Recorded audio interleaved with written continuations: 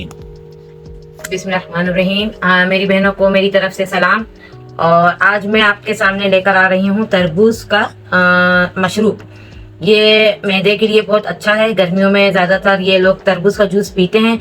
मैं बोलती हूँ कि काट कर खाने से बेहतर है कि जैसे बच्चे चलते फिरते खाते हैं, कुछ फीका आता है, कुछ मीठा आता है, तो उससे बेहतर है कि आप इस चीज़ का मशरूब बना दें।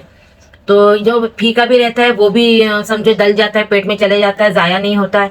क्योंकि महंगाई के इस दौर में कोशिश करना कि भाई जो चीज़ हम ले रहे हैं ना वो पूरी चीज़ हो जाए सबको। तो यही है कि मशरूब आप बनाएं। मैं आज आपको इसका बताती हूँ। ये इसमें ये जामे श्री डालते हैं। बाहर मुल्कों में जामे श्री नहीं मिलता है तो रूह अफ़ज़ा है, रूह अफ़ज़ा भी डाल सकते हैं। और अगर आप इसमें खजूर भी डाल के बनाना चाहें तो बहुत अच्छा बनता है। ये तरबूज है, ये इसके कटिंग करे में, ये हमें ऊपर से डालना है। और मैं आपको तरीका बताती हूँ।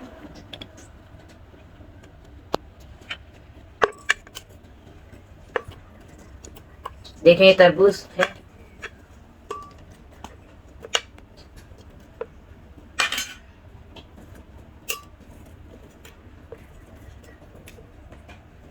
जी देखें हमने डाल दिया है तरबूज जितने कटे हुए थे। थोड़ा सा पानी डालना है इसमें क्योंकि ऑलरेडी ये खुद पानी वाला होता है। ठीक है, ठंडा पानी, एक क्यूब्स। इसमें अगर खजूर रहा, अगर बच्चों को आप देना चाहें तो खजूर भी डाल दें क्योंकि ये ताकतवर है खजूर। और जामे शीरी डालें। इसमें शक्कर ऐड नहीं करना है क्योंकि और हम वैसे भी जामे शीरी डाले हैं, ये खुद इतना मीठा होता है कि कुछ डालने की जरूरत नहीं।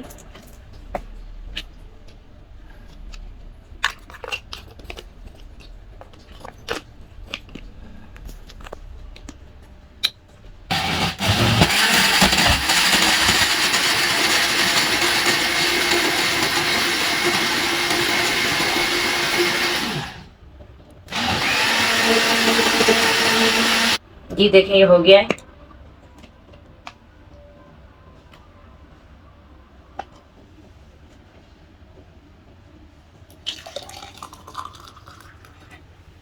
या बच्चों को काट के देने की जगह अगर इसको जूस बना के बच्चों को दे दें तो बच्चे शौक से पियेंगे। कटे हुए तरबूज बच्चे पसंद नहीं करते हैं, बच्चे खुश भी हो जाएंगे, इनको ताकत भी मिल जाएगी।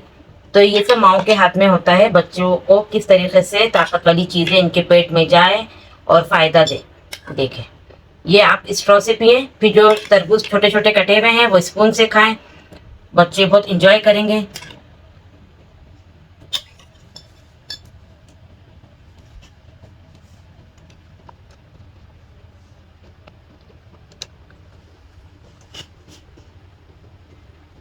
जी आप और दूसरा अब ये आज बस मुझे आपको यही बताना था। इंशाल्लाह नेक्स्ट वीडियो में मैं हाजिर होंगी। अल्लाह हाफिज़।